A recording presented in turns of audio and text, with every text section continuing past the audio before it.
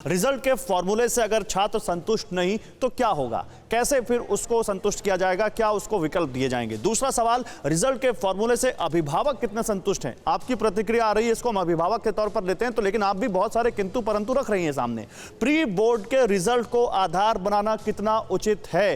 Pre board के results, क्या जो 12th के प्री बोर्ड के एग्जाम्स जिनको पता नहीं कितनों बच्चों ने कितना सीरियसली लिया होगा, नए रिजल्ट फॉर्मूले का छात्रों के भविष्य पर क्या असर पड़ेगा। क्योंकि बहुत सारे ऐसे यूनिवर्सिटीज़ हैं, बहुत सारे कॉलेज हैं जिनकी कट ऑफ लिस्ट बहुत ऊपर जाती है। अगर वो एवरेज में फंस गए तो कैसे उनको वहाँ एडमिशन मिलेगा, ये सवाल यहाँ पर है। तो ये कुछ सवाल हैं जिनका जवाब अभी आना बाकी है। मैं एक बार फिर से दृष्टि के पास जाना चाहूँगा। दृष्टि, क्या आपके मन में भी ये सवाल है कि मान लीजिए आप DU की तैयारी कर रहे हो, DU में आपका सपना हो एडमिशन का, वहाँ तो 99% तक कट ऑफ लिस्ट जाती है, फिर अगर मान लीजिए एवरेज में फंस गए तो क्या होगा।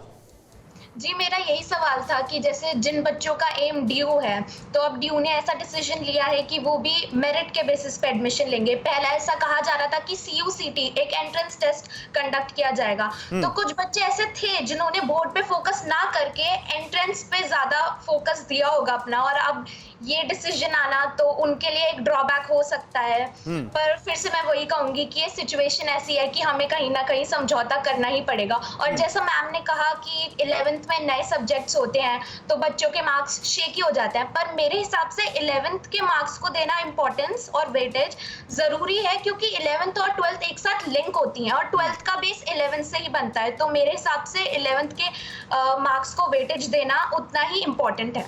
ठीक है। और हिमांशु, अगर दोबारा एग्जाम में अपियर होने का मौका मिलता है संतुष्ट ना होने पर, तो आप मानते हैं कि ये बेस्ट है, फिर तो कोई यहाँ पर इफ एंड बट नहीं रह जाएगा। अगर आप ये कहते हैं कि नहीं आपकी मार्किंग सही नहीं हुई तो आप एग्जाम में बैठ जाइए, पता चल जाएगा आप कितने पानी में।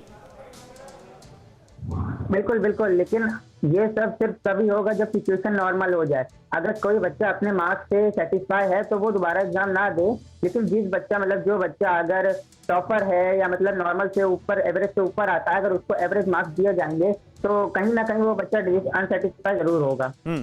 नहीं, लेकिन एवरेज तो आपके ही मार्क्स पर निकाले जा रहे हैं ना अपराजिता जी।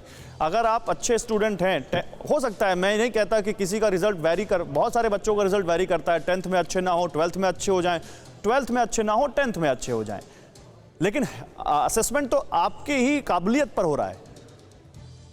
आप देखिए, बिल्कुल सही कह रहे हैं। मैंने आपको कुछ ग्राउंड रियलिटी चेक्स के हिसाब से आपको बताने की कोशिश की है यहाँ पर।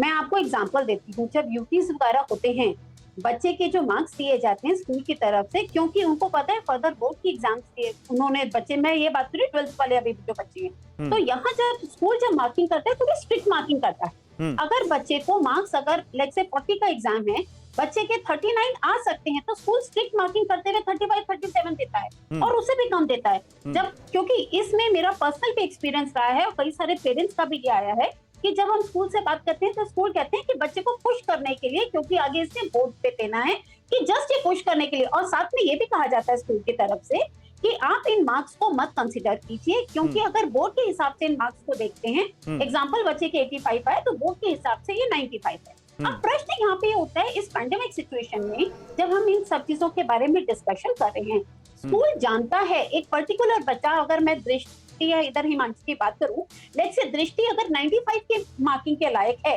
पर स्कूल ने स्ट्रिक्ट मार्किंग करते हुए 85 दिया, तो मेरा यहाँ पे कहना है तो 85 का 40% जाएगा, वो 95 का 40% नहीं जाएगा। आप ये देखिए, क्योंकि हम नहीं चाहते कि किसी भी बच्चे के साथ, हमारे बहुत लाखों बच्चे हैं, देखिए ये करीबन 12 से 13 लाख बच्चे हैं जो 12th की हम जिनकी बात कर रहे हैं, तो किसी एक बच्चे के साथ भी नाइंसाफी नहीं हो। और दूसरी बात है, चलिए, आप जो बातें कह रही हैं, जो पॉइंट्स आपने रखे, जो बात हिमांशु ने की, जो पॉइंट्स यहाँ पर दृष्टि ने रखे, ये वाकई बड़े लॉजिकल हैं और बड़े वैलिड पॉइंट्स हैं, बड़े वैलिड सवाल भी हैं। और मुझे उम्मीद है कि ज़रूर इस पर सरकार ध्यान देगी, CBSE ध्यान देगी, और आगे जब ये पूरे फाइन प्रिंट्स उनकी तरफ से जारी किए जाएंगे, अभी तो हलफनामा कोर्ट में दिया गया है, उसके बाद जब उनकी तरफ से पूरा एक सर्कुलर आएगा तब देखते हैं उसमें क्या होगा। पीयूष, मैं गलत तो नहीं कह रहा हूँ ना, अभी सर्कुलर तो नहीं आया ना, अभी तो सुप्रीम कोर्ट में सुनवाई चल रही है। जी बिल्कुल गौरव, अभी सोमवार को सुप्रीम कोर्ट इस मामले में फाइनल हियरिंग करेगी, क्योंकि इस मामले में जो पिटिशनर्स हैं उनके सुझावों को भी CBSE को ऐड करना है। जी ठीक है, शुक्रिया आपका पीयूष इन तमाम जानकारियों के लिए।